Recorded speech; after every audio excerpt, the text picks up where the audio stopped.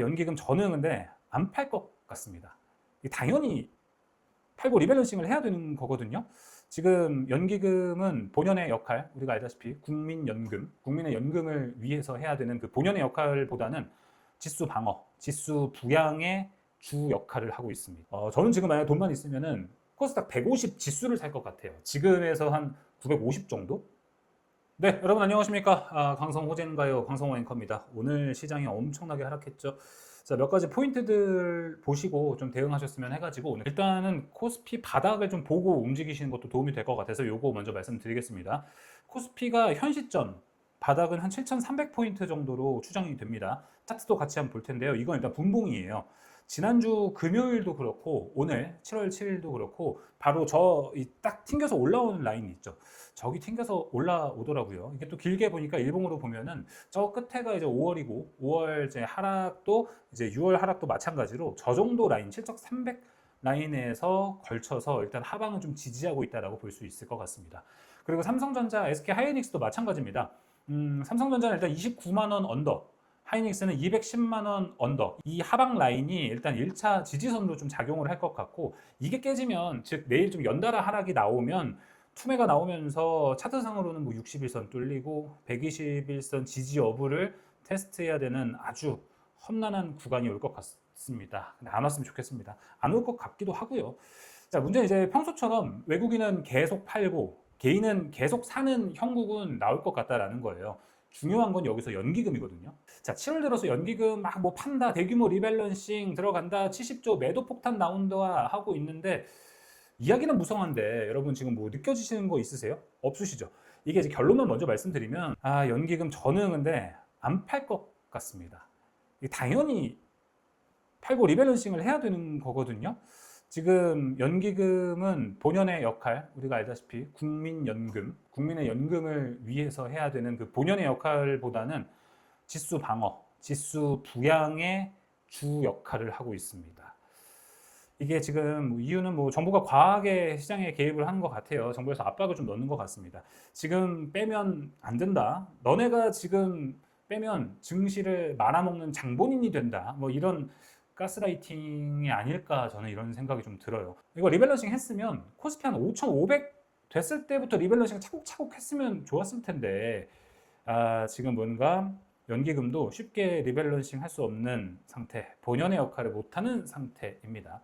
자, 그리고 이거 어제 봤던 기사인데 더불어민주당 박선원 의원이 국민연금 기계정 매도 유예법 이걸 발의한다 하더라고요. 자, 실제로 연기금 코스피 7월 들어서 2,161억 원 팔았습니다.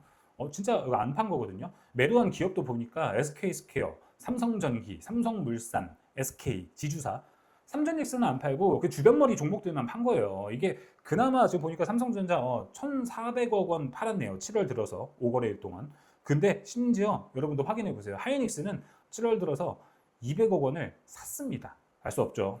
자, 즉 지금 연기금은 좀 가만히 있고 지금처럼 외국인과 개인이 수급 싸움으로 좀 갈 가능성이 계속 이어질 것 같습니다. 연기금 이렇게 가만히 있으면 시나리오는 딱 나와요. 하방은 앞서 말씀드린 대로 뭐 7,300포인트, 삼성전자 29만 원, 하이닉스 200만 원 중반 이 라인은 지킨다라는 거죠.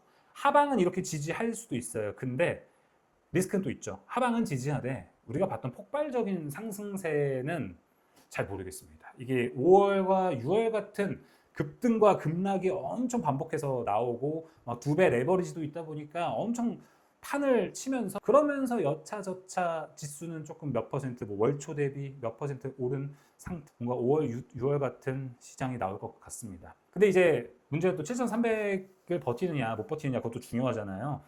만약에 7,300이 깨지잖아요. 그럼 다른 의미로 연기금도 매도 욕구가 좀 올라갈 겁니다. 그때는 매도가 매도를 부르는 이건 이제 우리가 좀 감내해야 될 리스크입니다. 자, 그래서 제가 오늘 좀 드는 결론은 코스닥이 당분간 가지 않을까 이렇게 좀 생각이 듭니다. 저는 지금 만약 돈만 있으면은 코스닥 150 지수를 살 것 같아요. 지금에서 한 950 정도? 코스닥 빠진 거 어떻게 생각하세요? 오늘 막 코스피 서킷 걸린 날 코스닥 보면은 이유 없이 그냥 다 밀려버리는 날이 원래 많잖아요. 근데 오늘 코스닥은 와 1%대 하락했어요. 코스닥이 근데 지금 하락을 했던 걸 보면은 명확한 이유가 없거든요. 지금까지 코스닥이 급락했던 역사를 한번 보면은 뭐 닷컴 버블 리먼 사태, 뭐 코로나 이렇게 쭉 핵 급락했던 데는 이유가 다 있어요. 근데 막 지금 여러분 뭐 코스닥이 급락하는데 이유가 있습니까? 최근에 막 돌아다니는 자료 보니까 막 그런 얘기도 있을 정도예요. 그리고 최근 급락 코스닥 홍명보 감독 막 이런 이야기가 있을 정도로 이유가 없다는 겁니다, 이게. 근데 오늘 코스닥이요 1%대밖에 하락을 안 했어요. 이게 더 이상 빠질 것도 없고 반대 매매 다 털려가지고 더 이상 뺄 곳은 없다는 거죠. 거꾸로 생각하면 코스피는 뺄 건 있다라고도 볼 수는 있습니다. 즉 코스닥은 지금 바닥에 가깝다. 바닥을 맞출 수는 없지만 바닥에 상당히 좀 근접한 상태다라고 좀 볼 수 있을 것 같습니다. 수급도 좀 빈집이다 보니까 호가가 얇아서 이럴 때 올리기도 상당히 쉽습니다. 자, 외국인은 코스닥 비중을 꽤 늘리고 있습니다. 최근 2달 동안 4조 2천억 원을 샀습니다. 코스닥을 외국인이 사고 있다는 것도 같이 한번 체크해 보세요. 자, 진짜 너무 힘든 시장입니다. 여러분, 진짜 고생 많으셨고 매번 말씀드리지만 이럴 때 급하면 될 것도 안 된다. 급하게 매도를 한다는 것은 현재 시장에서 승률이 그렇게 좋지는 않습니다. 이런 이야기들을 저랑 같이 방송하는 전문가들도 진짜 많이 하더라고요. 유념하시고 저는 또 다른 콘텐츠로 찾아뵙도록 하겠습니다. 자, 오늘 영상 마음에 드셨으면 구독과 좋아요 그리고 알림 설정 댓글도 많이 올려주시면 감사하겠습니다.